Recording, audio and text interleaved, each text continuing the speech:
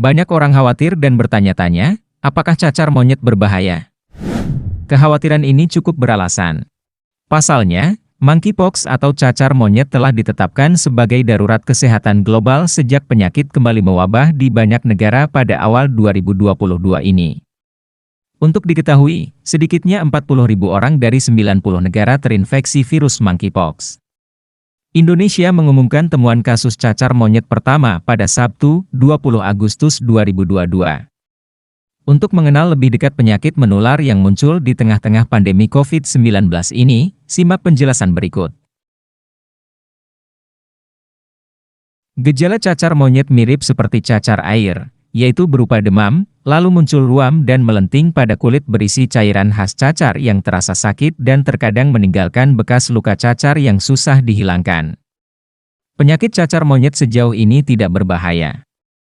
Tingkat kematian penyakit ini relatif rendah dibandingkan wabah lainnya.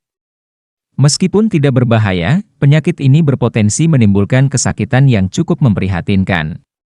Menurut Organisasi Kesehatan Dunia, tingkat kematian cacar monyet sejak terdeteksi kali pertama pada 1970 silam, berkisar antara 0–11%.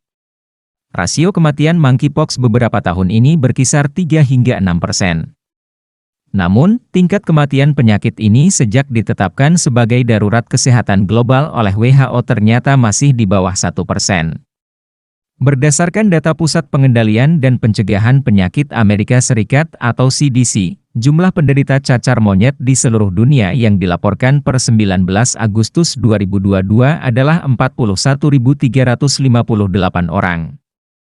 Dari jumlah tersebut, ada 12 kematian terkait penyakit ini. Dari perbandingan tersebut, rasio kematiannya hanya sekitar 0,03%.